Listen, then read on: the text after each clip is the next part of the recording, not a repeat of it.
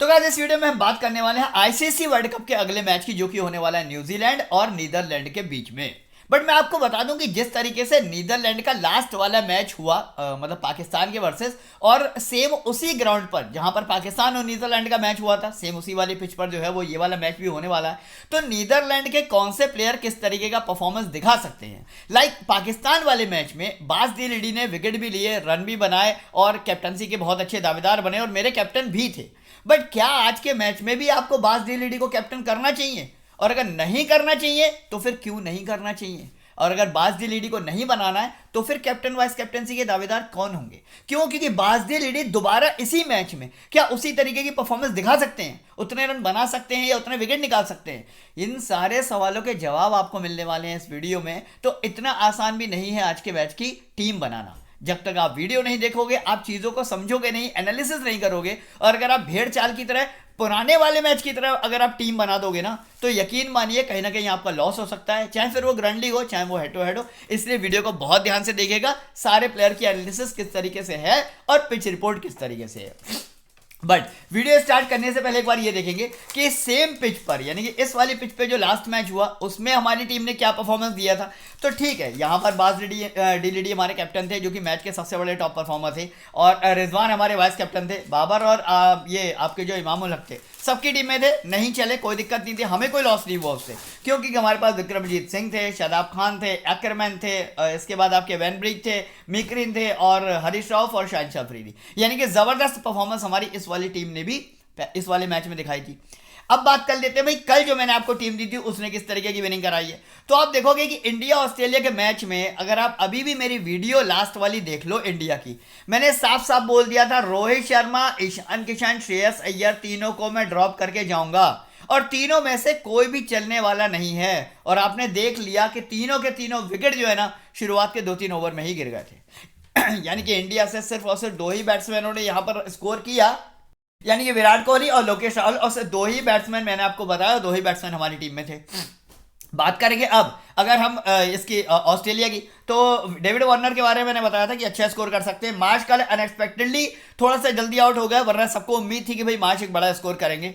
इसके बाद यहाँ पर जडेजा के बारे में मैंने आपको पहले बताया था कि बॉलिंग साइड से चाहे कुलदीप यादव हो गए, बुमराह हो गए या सिराज हो गए, हमारे पास अच्छे अच्छे बॉलर है, लेकिन रवींद्र जडेजा आपको बॉलिंग बैटिंग दोनों का बैकअप देके जाएंगे। मस्ट पिक होने चाहिए और 3 विकेट लेकर गए, ये भी हमारी टीम में थे। साथ ही साथ हैजलवुड के बारे में मैंने आपको वीडियो में बताया था कि भाई बहुत ज्यादा इंपॉर्टेंट पिक होने वाले हैं, कैप्टन बना के चलना ग्रैंड लीग में। ग्रैंड लीग में मेरे हैजलवुड कैप्टन थे और आपको पता है कि ग्रैंड लीग में हैजलवुड ने कितने अच्छे विकेट यहां पर लिए। तो ओवरऑल इस टीम ने जबरदस्त विनिंग करी है। अब कैसी विनिंग करी है वो मैं आपको टेलीग्राम पे अपडेट कर दूंगा। बट मैं आपको बता दूं कि जो लोग मेरी वीडियो को पहली बार देखना है, अगर अभी तक उन्होंने YouTube चैनल को सब्सक्राइब नहीं करा है या वो मेरे टेलीग्राम से नहीं जुड़े हैं ना, तो मैं आपको बता दूं जुड़ना आपके लिए बहुत ज़्यादा ज़रूरी है। क्योंकि अगले मैच की वीडियो वो भी YouTube पर आएगी, तो आपको YouTube को सब्सक्राइब करना और बेल आइकन प्रेस करना बहुत ज़्यादा ज़रूरी है। साथ ही साथ ये जो टीम आप देख रहे हो ना, ये मैंने आपको वीडियो में नहीं दी थी, ये दी थी मैंने आपको टेलीग्राम पे। क्योंकि यार देखो, आपको भी पता है लाइनअप आने के बाद, एक्चुअल पिच रिपोर्ट आने के बाद, कौन बैट फर्स्ट करेगा कौन बैट सेकंड करेगा, ये डिसाइड होने के बाद ही आप फाइनल टीम बना सकते हो। तो वो चीज़ें उसी टाइम पर आती हैं, तो उस टाइम पे जो मेरी फाइनल टीम होती है वो मैं आपको टेलीग्राम पे अपडेट करता हूँ। और जो लोग ग्रैंड लीग खेलने के बहुत ज़्यादा शौकीन हैं, और मेरा क्या है कि भाई मैं ग्रैंड लीग कम से कम 10 टीमों से खेलता हूँ, इससे कम से मैं खेलता ही नहीं हूँ। तो अगर आपको ग्रैंड लीग के वो 10 कॉम्बिनेशन जिनसे मैं खेलता हूँ वो भी चाहिए ना, तो वो भी आपको फिर टेलीग्राम चैनल पे ही मिलेंगे। तो वीडियो के फर्स्ट कमेंट में आपको मेरे टेलीग्राम चैनल का लिंक मिलेगा, अभी के अभी जाके उसको आप क्लिक कर दीजिए, ज्वाइन कर लीजिए, जिससे कि आप भी मेरी फैमिली का एक मेंबर बन जाएंगे। बात कर जाएगी अब यहाँ पर सबसे पहले पिच रिपोर्ट की। पिच रिपोर्ट की अगर मैं बात करूं तो राजीव गांधी इंटरनेशनल स्टेडियम हैदराबाद, यानी कि जहां पर पाकिस्तान वर्सेस नीदरलैंड वाला मैच हुआ था, सेम उसी वाली पिच पर यह मैच होने वाला है। मतलब ग्राउंड सेम है। अब देखिए पिच सेम होगी या नहीं होगी, ये बात अभी बता पाना इतना आसान नहीं होगा, क्योंकि मैच के टाइम पर ही पता लगेगा। एक ग्राउंड में आपको पता है एक ही पिच नहीं होती है, कई सारी पिच होती हैं। तो लास्ट वाली जो पिच यूज हुई थी उसका बिहेवियर मैं आपके साथ डिस्कस कर ले रहा हूँ क्या है। इसके अलावा अगर कोई और पिच मान लीजिए यूज होती है तो ये फिर पिच रिपोर्ट में आपको टेलीग्राम पर ही अपडेट कर पाऊंगा। तो लास्ट वाले मैच में जो पिच यूज हुई थी उसकी पिच रिपोर्ट क्या है ये मैं आपको बता देता हूँ। देखिए यहाँ पर पेसर्स को और बैट्समैन को दोनों को एक्स्ट्रा एडवांटेज मिलता है। यानी कि आपने भी देखा पाकिस्तान नीदरलैंड वाले मैच में भी एक अच्छा खासा स्कोर हुआ। और आज के मैच की अगर हम बात करें तो मान के चलिए न्यूजीलैंड अगर फर्स्ट बैट करने आती है, ध्यान से सुनिएगा कि अगर न्यूजीलैंड फर्स्ट बैट करने आती है तो यहां पर आपको 320 से भी ज्यादा बड़ा स्कोर देखने को मिल जाएगा। क्यों? उसकी दो वजह हैं। पहली वजह यह है कि न्यूजीलैंड का जो टॉप ऑर्डर है यानी कि डिवाइन कॉनवे हो गए, डेरी मिचेल हो गए, इसके बाद गलेन फिलिप्स हो गए या फिर आपके विल यंग हो गए, है ना, ये सारा टॉप ऑर्डर बहुत ज़्यादा मजबूत है। और नीदरलैंड के पास ना बहुत ज़्यादा क्वालिटी स्पिनर्स या क्वालिटी पेसर्स हैं ही नहीं। दो ही मेन उनके बॉलर्स हैं जो बहुत अच्छी बॉलिंग करते हैं या विकेट निकाल सकते हैं, उनके अलावा कोई बहुत ज़्यादा बॉलर इनके पास है नहीं। तो अगर न्यूजीलैंड फर्स्ट बैट करने आएगी तो आपको एक बड़ा अच्छा खासा स्कोर देखने को मिल सकता है। वहीं अब अगर मान लीजिए नीदरलैंड बैट करने आती है फर्स्ट तो उस केस में क्या होगा मैं आपको बता देता हूँ। देखिए नीदरलैंड इतनी कमजोर टीम भी नहीं है। नीदरलैंड के पास जो बल्लेबाज है यानी कि विक्रमजीत सिंह है, बाजडी लिडी है, एक दो और बल्लेबाज है जो कि अच्छी बैटिंग करते हैं, या फिर आपके वो हो गए क्या कहते हैं एक्करमैन हो गए। हाँ, तो ये तीन कॉलिन एक्करमैन की मैं बात कर रहा हूँ। तो ये तीन जो बल्लेबाज है ना ये भी आपको एक बड़ा स्कोर खड़ा करके दे सकते हैं, ये बात बिल्कुल ठीक है। लेकिन उसके बावजूद भी आपको 270 तक का स्कोर ही देखने को मिलेगा नीदरलैंड की तरफ से, इससे ज्यादा बड़ा स्कोर आपको देखने को नहीं मिलेगा। तो ये तो हो गया आपका स्कोरिंग पैटर्न। अब अगर हम बात करें कि भाई पेस वर्सेस स्पिन का जो यहां पर हाल है वो क्या है, ये मैं आपको बताऊंगा कुछ रिसेंट मैच दिखाने के बाद। अब ये देखो आप यहां पर 6 अक्टूबर यानी कि पाकिस्तान नीदरलैंड का यही मैच इसी वाले वर्ल्ड कप का जो है, यहां पर 286 जो रन है वो बने और यहां पर उसको नीदरलैंड चेज नहीं कर पाई, मात्र 205 पे आउट हो गई थी।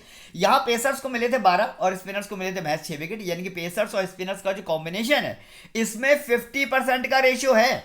मतलब आ रही बात समझ में? यानी कि अगर आप मान लीजिए 3 पेसर लेके चल रहे हैं तो आपको मात्र एक ही स्पिनर लेके जाना है। इस तरीके का कॉम्बिनेशन आपको पेस वर्सेस स्पिनर बनाना ही पड़ेगा।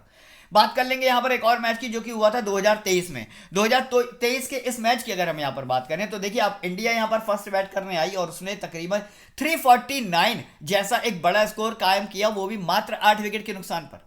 वहीं जब न्यूजीलैंड उसको चेस करने आई तो आप ये देखें कि ये ऑल आउट तो हो गई लेकिन उसके बाद भी 337 तक पहुंच गई थी। कहने का मतलब है अगर अच्छी टीम है तो यहां पर रन बनना इतना मतलब टफ नहीं है, रन बन जाते हैं।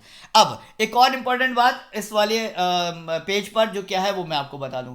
इस वाले मैच में आप देखो 6 और 6 12 विकेट यहां गिरे और 3 और 3 6 विकेट यहां गिरे। यानी कि टोटल इस मैच में कितने विकेट गिरे? 18 विकेट। वहीं आ जाते हैं हम इस वाले मैच पे 8 और 6 14, 2 और 1 3, यानी कि टोटल 17 विकेट इस वाले मतलब मैच में गिरे। अब आप एक चीज देखो, यहां पर भले ही 286 का स्कोर बना तब भी 18 विकेट गिरे हैं और यहां पर तो 350 का स्कोर बना है उसके बाद भी 17 विकेट गिरे। इसका मतलब मैं आपको क्या बताना चाह रहा हूं कि बैटिंग विकेट है, ये बात बिल्कुल ठीक है और बैट्समैन यहां पर एक बड़ा स्कोर करेंगे, चाहे वो डिवाइन कॉनवे हो गए, रचिन रविंद्र हो गए, ये बात बिल्कुल ठीक है, या फिर विक्रमजीत हो गए, बासडी रेड्डी हो गए। लेकिन यहां पर विकेट भी बहुत ज्यादा एक्सेस में गिरने वाले हैं, इस बात का आप ध्यान रखना। यानी बॉलिंग सेक्शन और ऑलराउंडर सेक्शन भी आपके लिए हद से ज्यादा इंपॉर्टेंट होने वाला है। यानी कि अब आपको जो टीम बनानी है ना वो एक बैलेंस टीम बनानी है, क्योंकि अगर आप बैलेंस टीम बनाकर नहीं चलोगे तो यकीन मानिए ग्रैंडिंग और हेड टू हेड कहीं पे भी आप बीट नहीं कर पाओगे अपने अपोनेंट को। तो चलिए ये तो हो गया हमारा मैच का रिकॉर्ड। अब हम बात कर लेते हैं दोनों टीमों के हेड टू हेड रिकॉर्ड की। हेड टू हेड रिकॉर्ड की बात करूं तो जैसा कि आपको पता है कि न्यूजीलैंड ने 4 बार नीदरलैंड को हराया और नीदरलैंड ने आज तक एक भी बार अपना खाता ही नहीं खोला न्यूजीलैंड के खिलाफ, एक भी मैच वो हरा नहीं पाई है।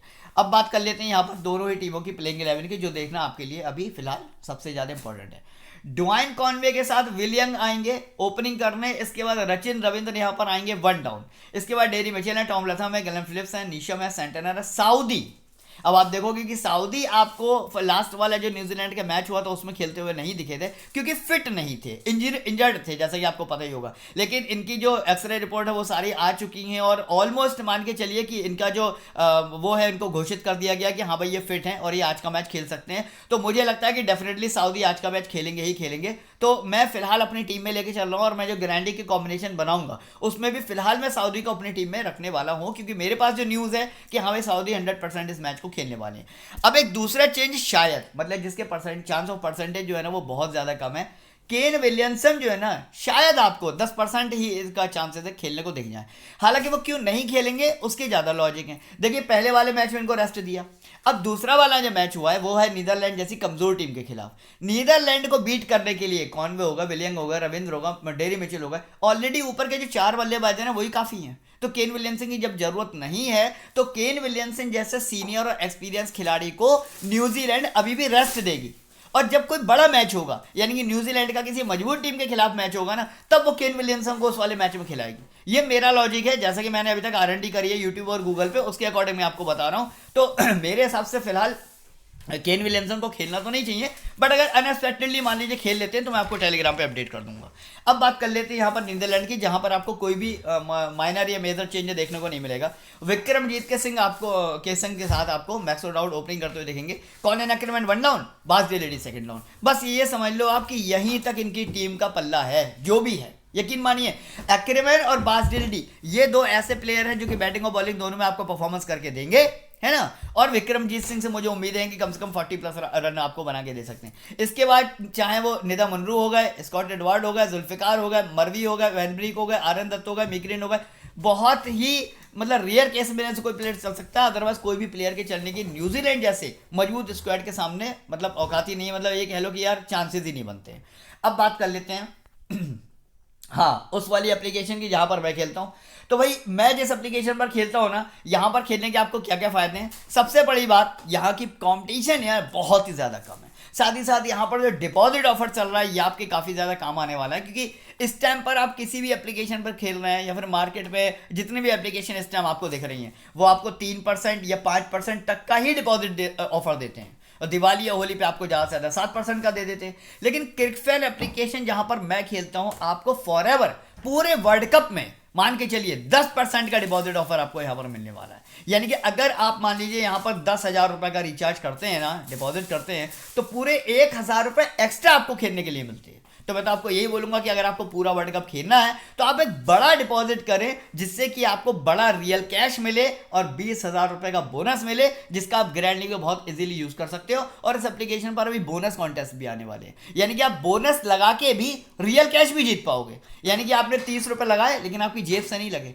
वो लगे आपके बोनस से, लेकिन जो जीतोगे 100 रुपये वो आप जीतोगे रियल कैश में। तो ऐसे अच्छे अच्छे ऑफर आपको यहाँ पर देखने को मिलेंगे। लीडर बोर्ड आपको यहाँ पर देखने को मिल जाएगा, कॉम्पिटिशन कम है, कॉन्टेस्ट की एंट्री फीस कम है, बहुत सारी चीज़ें हैं। और मैं फिलहाल यहीं पर विनिंग करता हूँ, यहीं पर खेलता हूँ। तो इस एप्लीकेशन पर अगर आपको खेलना है तो वीडियो के फर्स्ट कमेंट में इसका लिंक दे रखा है, अभी के अभी आप जाकर इसको डाउनलोड कर सकते हैं।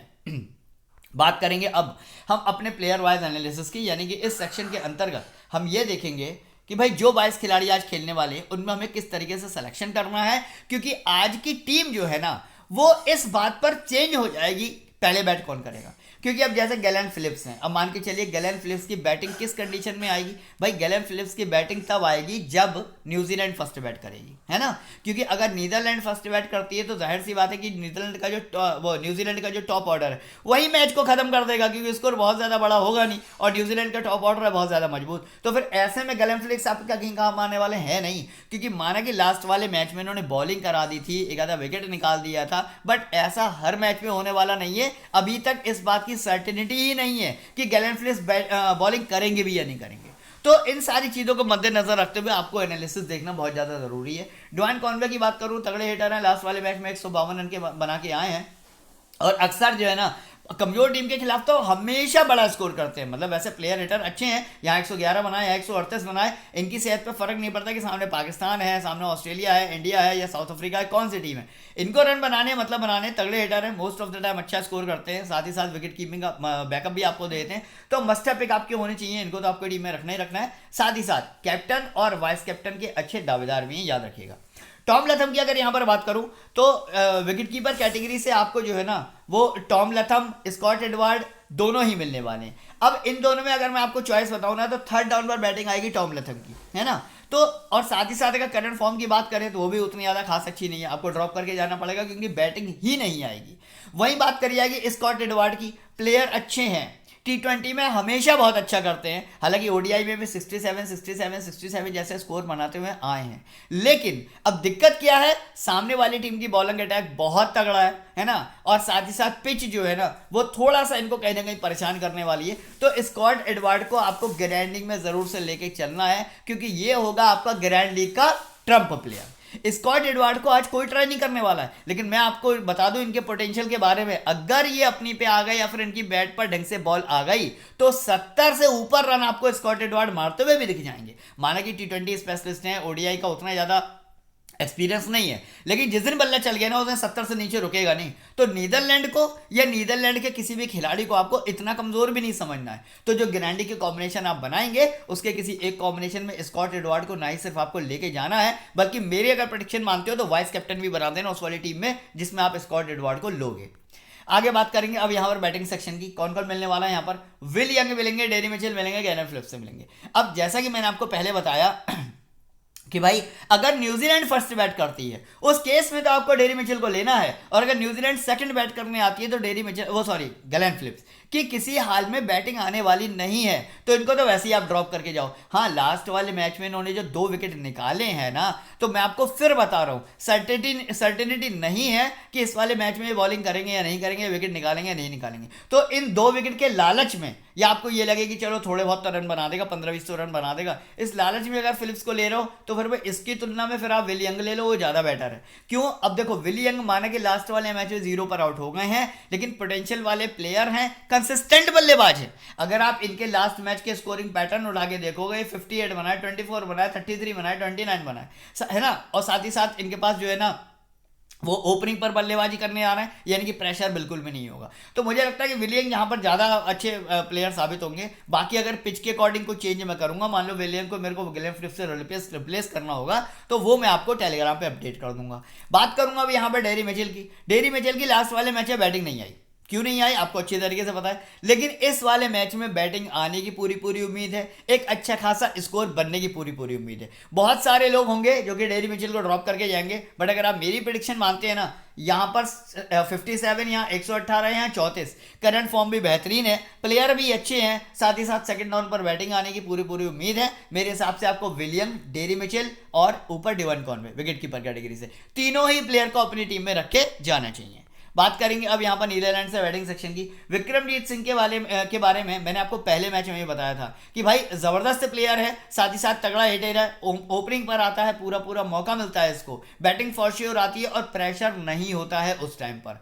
तो अगर नीदरलैंड फर्स्ट बैट करे या सेकंड बैट करे, दोनों ही कंडीशन में विक्रमजीत सिंह को तो आपको किसी भी हाल में छोड़ के जाना ही नहीं है। बात करूंगा यहाँ पर मैक्सो डाउड की, तो इनके बारे में मैंने आपको लास्ट जो पाकिस्तान और नीदरलैंड की मैच हुआ था, मैंने तब भी आपको बताया था T20 मैंने बहुत तगड़े हिटर है, बहुत तगड़े हिटर है, मतलब 40-50 रन से कम तो किसी मैच में बनाते नहीं है, लेकिन ओडीआई का उतना ज़्यादा अच्छा एक्सपीरियंस नहीं है। तो मैक्सो डाउड हो गए या फिर यहाँ पर नेदा मुनरू हो गए, इन दोनों को आपको ड्रॉप करके जाना है। लेकिन विक्रमजीत सिंह जो एक बैट्समैन है, इसको हर हाल में आपको लेके जाना ही पड़ेगा, क्योंकि नीदरलैंड से आपको ज़्यादा से ज़्यादा 4 प्लेयर लेने हैं, तो फिर उनमें से एक विक्रमजीत का होना सबसे ज़्यादा ज़रूरी है।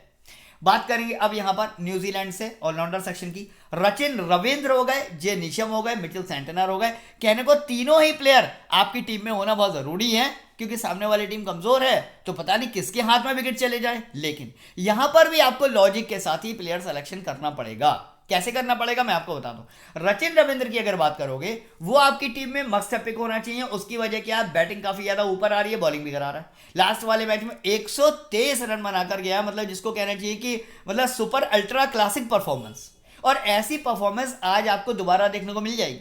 क्यों मिल जाएगी? एक तो जो ग्राउंड है ना वो फुल्ली बैटिंग फ्रेंडली है, पहली बात तो ये हो गई। दूसरी बात, सामने वाली टीम का जो बॉलिंग अटैक है वो बहुत कमजोर है। तो रचिन रविंद्र हो गए, डिवाइन कॉनवे हो गए, इनके बल्ले से आपको दोबारा शायद सेंचुरी मिल ही जाएगी, तो मस्ट पिक हो गए, पहली बात तो ये।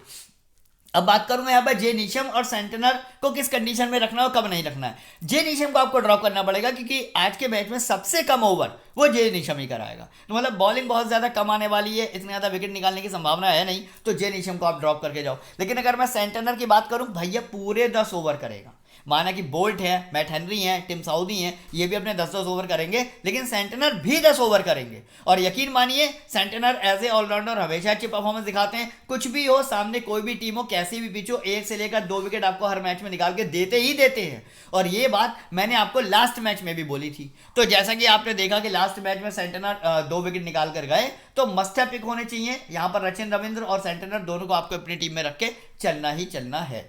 बात करी जाएगी अब यहाँ पर नीदरलैंड से ऑलराउंडर सेक्शन की, तो यहाँ पर जुल्फिकार को आप ड्रॉप कर दो। बॉलिंग भी इनकी इतनी ज़्यादा अच्छी है नहीं, बैटिंग इनकी आएगी नहीं। बाकी कोलिन एक्करमैन और बास डिलिडी मस्ट हैव पिक आपके होने चाहिए। ये बात मैंने आपको पाकिस्तान नीदरलैंड के मैच में भी बताई थी। बास डिलिडी का पोटेंशियल आपने देख लिया, 67 रन के साथ 4 विकेट थे। कोलिन एक्करमैन को आपने देख लिया, 17 रन के साथ 2 विकेट थे। दोनों ही जबरदस्त ऑलराउंडर हैं। हालांकि मैं आपको एक बात और बता दूं, पाकिस्तान के खिलाफ जो नीदरलैंड ने परफॉर्मेंस दिखाई थी ना, वो परफॉर्मेंस आपको दोबारा रिपीट होती हुई दिख जाएगी आज। उसकी क्या वजह है? उसकी वजह ये है कि भाई अगर पाकिस्तान मजबूत है, न्यूजीलैंड भी मजबूत है, दोनों टीमें लगभग लगभग बराबर के पायदान पे खड़ी हैं, लेकिन पिच जो है ना वो बहुत ज़्यादा सपोर्टिव है। पिच जो है वो पेसर्स के और साथ ही साथ बैट्समैन के बहुत ज्यादा सपोर्टिव है। इसलिए कोलिन एक्करमैन और बास डिलिडी आज फिर उतना ही बड़ा स्कोर कर सकते हैं जितना इन्होंने लास्ट वाले मैच में किया था। तो मस्ट हैव पिक होने चाहिए, किसी भी हाल में आपको छोड़ के यहाँ पर नहीं जाना है। बात करेंगे अब यहाँ पर डिपॉजिट लीडर बोर्ड, जो आपके लिए सबसे ज्यादा इंपॉर्टेंट चीज है। मैं आपको बता दूं कि जिन लोगों को नहीं पता है डिपॉजिट लीडर बोर्ड क्या होता है, टेलीग्राम पे मैंने डाल रखा है, सारा कुछ एक्सप्लेन कर रखा है, ऑडियो डाल रखी है कि आपको कैसे इसमें पार्टिसिपेट करना है, कैसे खेलना है। आपको कोई पार्टिसिपेट यहां पे करने की जरूरत ही नहीं है। आपको करना क्या है, आपको अगर ये 11 लाख रुपए जीतने हैं तो आपके लिए बहुत आसान है। कैसे, मैं आपको बता देता हूं। देखिए, ग्रैंड लीग आपको ज्वाइन करनी है मैक्सिमम टीमों से। आपने आज का मैच खेला, कल का मैच खेला, परसों का मैच खेला और लगातार लास्ट वाले फाइनल तक आप खेलते रहे। आपके हर रोज की टीम क्योंकि जो सबसे बढ़िया टीम होगी, अगर आप एक टीम से खेल रहे हैं तो उस टीम का, और अगर आप 4 टीम से खेल रहे हैं तो 4 टीम में से जो आपकी सबसे बेस्ट, सबसे ज्यादा पॉइंट वाली टीम होगी, के पॉइंट रोज ऐड होते रहेंगे और ऐड होकर कंपनी जो है उसका एक लीडर बोर्ड रेडी करेगी, रैंकिंग सिस्टम रेडी करेगी। वहां पर आप अपनी रैंक देखो आपकी क्या है। जैसे अभी मेरी जो है ना वो 50 चल रही है, मेरी अभी रैंक 50 चल रही है। अब मैं कल फिर खेलूंगा, परसों फिर खेलूंगा, पूरा वर्ल्ड कप खेलूंगा, तो कई सारे लोग ऐसे होंगे जो कि बीच में ही इस एप्लीकेशन को छोड़ के चले जाएंगे, हारेंगे तो छोड़ देंगे। या कई लोग ऐसे होंगे जो ग्रैंड लीग खेलना छोड़ देंगे, हेड टू हेड में चले जाएंगे, तो उनसे भी मेरी टीम ऊपर आ जाएगी। इस तरीके से करके धीरे धीरे करके लास्ट मोमेंट तक, यानी कि लास्ट मैच तक, फाइनल तक या सेमीफाइनल तक आपकी जो टीम है ना वो टॉप 5 में बहुत आराम से पहुंच जाएगी, चाहे आपके पॉइंट बहुत ज्यादा अच्छे ना भी हों तब भी। और ऐसे में ये आपको 5 लाख रुपए, 3 लाख रुपए, 1 लाख रुपए, 20,000 रुपए का प्राइज जीतना बहुत आसान हो जाएगा, बहुत आसान। यानी ये कोई कॉन्टेस्ट नहीं है, बस आपको ग्रैंड लीग खेलनी है ज्यादा से ज्यादा टीमें लगाकर। तो मेरा आपको सजेशन यही है कि ये 11 लाख रुपए अगर आपको बिना मेहनत के जीतने हैं तो बस आप रोज ग्रैंड लीग में ना 5 से लेकर 7 या 10 टीमें लगा दिया करो, है ना। अब जाहिर सी बात है 10 टीमें लगाओगे तो उनमें से आपकी कोई ना कोई 2 या 3 टीम तो बहुत अच्छी चलेंगी। बस आप लीडर बोर्ड में रैंकिंग कर जाओगे और फाइनली आप ये 5 लाख, 3 लाख, 1 लाख बहुत आसानी से जीत सकते हो। इस एप्लीकेशन का लिंक आपको मिलेगा वीडियो के डिस्क्रिप्शन में, जाओ अभी के अभी जाके डाउनलोड करो। रेफर कोड वहां पर आपको ऑटोमेटिक दिख जाएगा, फास्टो, उसको डाल देना और जर्नी स्टार्ट कर सकते हो। और आज से ही ग्रैंड लीग खेलना स्टार्ट कर दो, कम से कम 10 टीमों से। 10 टीम मैं आपको टेलीग्राम पे रोज दे ही देता हूं। बात करेंगे बॉलिंग सेक्शन की। अब देखो यहां पर आपको कौन कौन मिलने वाला है। यहां पर न्यूजीलैंड से जो आपको 3 बॉलर मिलेंगे, यानी कि टिम साउदी हो गए, मैट हेनरी हो गए, ट्रेंट बोल्ट हो गए। तीनों ही प्लेयर अपनी अपनी जगह बराबर का मादा रखते हैं। और जैसा कि मैंने आपको बताया पेसर फ्रेंडली पिच है, मैंने आपको बताया ना भी पेसर फ्रेंडली पिच है। और पेसर अगर आप 10 रख रहे हो तो स्पिनर आप 5 या 4 ही रखो, यानी कि पेसर के मुफीद पिच है। Right arm fast, left arm fast, है ना। तो तीनों के ही हाथ में विकेट जाने की पूरी संभावना है, क्योंकि सामने क्या है, मेरे ख्याल से 1 लेफ्टी और 3 राइटी का कॉम्बिनेशन उसमें नीदरलैंड के बैटिंग सेक्शन में है, ऐसा कुछ है। तो ऐसे में ये तीनों ही बैट्समैन, वो बॉलर आपके सबसे ज्यादा काम आने वाले हैं। मेरे हिसाब से आज इन तीनों में से किसी को भी आपको छोड़ के नहीं जाना है। हाँ, मैं मानता हूं कि रचिन रविंद्र भी बॉलिंग करेंगे, है ना, तो मैं मानता हूं सेंटनर भी बॉलिंग करेंगे, लेकिन ये 3 वो प्लेयर हैं जो पूरे 10-10 ओवर कराने वाले हैं। तीनों में से किसी को भी अगर आप ड्रॉप करके गए तो आपके लिए खतरे की घंटी बन सकता है, वो ये इस बात का ध्यान रखना। तो तीनों में से आपको किसी को भी ड्रॉप करके नहीं चलना है। नीदरलैंड की बॉलिंग सेक्शन की बात करूं तो देखिए, मैंने आपको जो पाकिस्तान नीदरलैंड का मैच हुआ था उसमें भी मैंने आपको ये बात बताई थी कि भाई नीदरलैंड के कुछ ही ऐसे प्लेयर्स हैं जिनसे आप ना बंडल्स में विकेट की उम्मीद कर सकते हो। जैसे यहाँ पर वैन बीक है ना, लास्ट वाले मैच में वैन बीक को अपनी टीम में लेकर गया था, साथ ही साथ यहाँ पर मैं मेकरिन को भी अपनी टीम में लेकर गया था, है ना। तो दोनों ही ऐसे हैं जो आपको ईच एंड एवरी मैच में विकेट निकालते हुए दिखेंगे। हालांकि आरन दत्त जो है ना, वो उनको बहुत ही कम एक्सपीरियंस है इंटरनेशनल ओडीआई का, और इतनी मजबूत टीम के खिलाफ तो विकेट निकालने का कोई मतलब ही नहीं बनता, इनको आप ड्रॉप करके जा सकते हो। वही बात करूंगा मरवी की, तो कभी कभी मरवी को विकेट मिलते हैं, ऐसा नहीं है नहीं मिलते। यहाँ पर 1 विकेट मिला, 1 विकेट मिला, 1 विकेट मिला, 2 विकेट मिला, 1 विकेट मिला, लेकिन कब मिलते हैं? कमजोर टीम के खिलाफ, है ना। मजबूत टीम के खिलाफ अगर इनके कोई ऐसे बॉलर हैं जो विकेट निकाल सकते हैं या बंडल से विकेट निकाल सकते हैं, तो फिर वो वैन ब्रीक या मेकरिन है। लास्ट वाले मैच में अपने ग्रैंड लीग में इन दोनों को लेकर गया था, तो आज आप दोनों को तो नहीं ले पाओगे क्योंकि आपके पास न्यूजीलैंड के बहुत सारे प्लेयर हैं, आपकी टीम में जगह नहीं बनेगी। मेरे कहने से वैन ब्रीक को आप अपनी टीम में रख लेना, और अगर जगह हो तो आप मेकरिन को भी उसमें ट्राई कर सकते हो। ये तो हो गया नीदरलैंड का बॉलिंग सेक्शन। बात कर लेते हैं बेंच प्लेयर की, कौन कौन नहीं खेल रहा है ये आप देख लो। चैपमैन, केन विलियमसन, जैसे कि मैंने आपको बताया केन विलियमसन जो है 10% चांसेस हैं शायद स्क्वाड में मतलब प्लेइंग 11 में आ जाएं, और अगर आ जाएंगे तो मैं आपको टेलीग्राम पे अपडेट कर दूंगा, तो हम न्यूजीलैंड के एक बैट्समैन से इनको रिप्लेस कर लेंगे। बाकी अभी तक जो मेरे पास न्यूज़ आई है उसके अकॉर्डिंग ये खेलेंगे नहीं। हाँ, आइसोडी नहीं खेलेंगे, लॉकी फर्गूसन भी नहीं खेलने वाले इस मैच को, इसका ध्यान रखिएगा। बाकी नीदरलैंड से रियान क्लेन है, बरेसी हैं, शाहिद अहमद हैं, इसके बाद यहाँ पर सेब्रांड है, इनमें से कोई भी खेलने वाला नहीं है। बात करेंगे मेरी अभी तक की जो टीम है ना, वो क्या रहने वाली है, मैं आपको वो भी दिखा देता हूँ। देखिए यहाँ पर कॉनवे, डेरी मिचेल, विलियम और विक्रमजीत, इसके बाद बाजडिलिडी, सेंटनर, रचिन रविंद्र और कोडेन अक्रमन, बोल्ट, मैट हेनरी और वैन ब्रिक। यहाँ पर एक गलती हो गई मेरे से, मैंने यहाँ पर एक सेकेंड, यहाँ पर एक गलती हो गई मेरे से। यहाँ पर मैं आपको बता दूं, टीम में मैं सऊदी को भी रखने वाला हूं क्योंकि सऊदी खेलेंगे, और उनके रिप्लेसमेंट में मैं किसको निकालूंगा, यहाँ से मैं सेंटेनर को निकाल के यहाँ पर सऊदी को रखूंगा अपनी टीम में, ठीक है। या फिर शायद मैं विलियंगो को निकाल के सऊदी रख लूँ।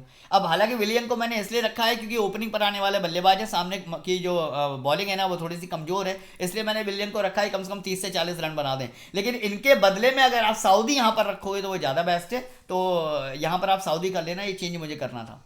कॉनवे होगा, डेरी मिचेल होगा, डेरी मिचेल ओपनिंग में आने वाले बल्लेबाज हैं, मतलब 1 डाउन पे आने वाले, डेफिनेटली रखना है। विक्रमजीत सिंह को रखना है, बाजडी को रखना है, और इसके बाद यहाँ पर सेंटेनर को आप ले जाओ, रचिन रविंद्र को, एक्रमैन को, बोल्ट, हेनरी, सऊदी और वैन ब्रिक, ये कॉम्बिनेशन रहेगा। विलियम को हटा के आप सऊदी कर लेना। अच्छा, अगर आप ऐसी ऐप पर खेल रहे हो जहां पर मिनिमम 3 बल्लेबाज आपको लेने ही लेने हैं, तो उस केस में आपको क्या करना है, फिर यहां से फिर आप वैन ब्रिक को हटा के सऊदी ले लेना, मतलब सऊदी को किसी हाल में ड्रॉप नहीं करना है, ये मैं आपको बता के चल रहा हूं, इस बात का ध्यान रखना। लेकिन फिलहाल भी ये मेरी फाइनल टीम है नहीं, क्योंकि अगर मान लो न्यूजीलैंड फर्स्ट बैट करती है तो मेरी ये टीम मतलब मैं उसको गैलेन फिलिप्स को भी अपनी टीम में रखूंगा, और अगर सेकंड बैट करती है तो फिर शायद इस वाली टीम से जाऊंगा थोड़े बहुत चेंज करने के बाद। अब फिलहाल के लिए कैप्टन वाइस कैप्टन यहाँ पर रचिन रविंद्र और मैंने कॉनवे का कॉम्बिनेशन लगाया है, बट मैं इसमें भी थोड़े बहुत चेंजेस कर सकता हूँ। हो सकता है मैं रिवर्स कर लूँ, यानी कि मैं यहाँ पर कॉनवे को कैप्टन बना लूँ, रचिन रविंद्र को वाइस कैप्टन बना लूँ, या हो सकता है भाई मैं बोल्ट और सऊदी को सीबीसी बना लूँ, ये भी हो सकता है, क्योंकि विकेट भी बहुत गिरेंगे। मैंने आपको शुरुआत में बताया 16 से लेकर 18 विकेट इस मैच में गिरेंगे, या आप ध्यान रखिएगा। तो यहाँ पर बोल्ट और सऊदी भी ना सीबीसी के बहुत अच्छे ऑप्शन हो जाएंगे। तो ये मेरी अभी तक की टीम है, फाइनल टीम बिल्कुल भी नहीं है, फाइनल टीम आपको टेलीग्राम पे ही दूंगा। तो अभी तक जो लोग टेलीग्राम पे नहीं जुड़े हो, बार बार बोल दे रहा हूँ भाई टेलीग्राम पे जुड़ जाओ, जिससे कि आपको फाइनल टीम मिल जाए हेड टू हेड की, जिससे आज फिर मैं लाखों लाख रुपए कमाऊंगा, और ग्रैंड लीग के 10 कॉम्बिनेशन भी आपको टेलीग्राम पे मिलेंगे। तो जिन लोगों ने अभी तक YouTube को सब्सक्राइब नहीं करा है, चैनल को सब्सक्राइब कर दो, वीडियो को लाइक कर दो, टेलीग्राम से जाके जुड़ जाओ। और जिस एप्लीकेशन पर मैं खेलता हूँ, क्रिकफैन एप्लीकेशन, 11 लाख का लीडर बोर्ड आपको अगर जीतना है तो फटाफट से उसको डाउनलोड कर लो। तो चलिए इसी के साथ इस वीडियो को फिनिश करेंगे, मिलेंगे कल एक नए मैच में नई वीडियो के साथ। तब तक वीडियो देखने का बहुत बहुत धन्यवाद।